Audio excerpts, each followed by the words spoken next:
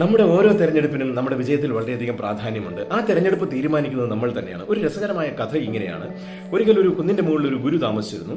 അദ്ദേഹം കൂടുതൽ സമയം സന്യാസ ജീവിതത്തിലും ധ്യാനത്തിലും മുഴുകിയിരിക്കുകയായിരുന്നു പതിവ്. എന്നാൽ ഇടയ്ക്കൊക്കെ അദ്ദേഹം താഴ്വാരത്തിലേക്ക് പോവുകയും താഴ്വാരത്തിൽ പോയി അവിടെയുള്ള ആൾക്കാരെയും കുട്ടികളെയൊക്കെ വിളിച്ച് ചില രസകരമായ കാര്യങ്ങൾ ചെയ്യുകയും ചെയ്യുമായിരുന്നു. അവിടെയുള്ളവരുടെ കൈക്കുള്ളിൽ അടച്ചു വെച്ചിരിക്കുന്നത് എന്താണെന്ന് പറയുക എന്നതായിരുന്നു അതിൽ ഒന്ന്. ഗുരു താഴ്വാരത്ത് എത്തുമ്പോൾ തന്നെ കയ്യിൽ പലതും ഒളിപ്പിച്ചുകൊണ്ട് കുട്ടികൾ അദ്ദേഹത്തിന്റെ ചുറ്റും കൂടുകയും കയ്യിൽ എന്താണെന്ന് പറയാൻ ആവശ്യപ്പെടുകയും ചെയ്യുമായിരുന്നു. ഒരിക്കൽ രണ്ട് കുട്ടികൾ അദ്ദേഹത്തെ പറ്റിക്കാൻ തീരുമാനിച്ചു. അതിനായി അവർ ഒരു പദ്ധതിയും തയ്യാറാക്കി. അവരുടെ പദ്ധതി ഇതായിരുന്നു: ഗുരു അടുത്ത തവണ വരുമ്പോൾ കയ്യിൽ ഒരു കുഞ്ഞു കിളിയെ ഒളിപ്പിച്ചു വയ്ക്കുക. കിളിക്ക് ജീവനുണ്ടോ ഇല്ലയോ എന്ന് ഗുരുവിനോട് ചോദിക്കാം. ചത്തതാണെന്ന് ഗുരു പറയുകയാണെങ്കിൽ കിളിയെ പറത്തിവിടാം.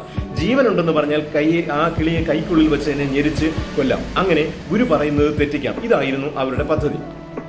അടുത്ത തവണ ഗുരു ഗ്രാമത്തിലെത്തിയപ്പോൾ അവർ കയ്യിലൊളിപ്പിച്ച കുഞ്ഞിക്കിളിയുമായി മുന്നിലെത്തി. എന്നിട്ട് അദ്ദേഹത്തോട് ചോദിച്ചു: ഗുരു, ഞങ്ങളുടെ കയ്യിലുള്ള കിളിക്ക് ജീവനുണ്ടോ? അതിനെ ചിരിച്ചുകൊണ്ട് ഗുരു മറുപടി പറഞ്ഞു: നിങ്ങളുടെ കയ്യിലുള്ള കിളിയുടെ ജീവിതവും മരണവും നിങ്ങളുടെ കൈകളിലാണ്. അത് ജീവിക്കണമോ മരിക്കണമോ എന്ന് നിങ്ങൾക്ക് തീരുമാനിക്കാം. സുഹൃത്തുക്കളെ, ഇതുപോലെയാണ് നമ്മുടെ തെരഞ്ഞെടുപ്പുകൾ. അവ നമ്മുടെ തന്നെ തീരുമാനങ്ങളാണ്.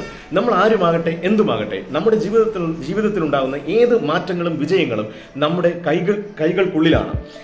നമ്മുടെ കൈകൾക്കുള്ളിലുള്ള ഈ ജീവിതം അതുകൊണ്ട് തന്നെ നമുക്ക് വളരെ പ്രാധാന്യമുള്ളതാണ്. അതുകൊണ്ട് ജീവിതത്തിൽ അവനവന്റെ ഉത്തരവാദിത്തം ഏറ്റെടുക്കാൻ തയ്യാറാവുക.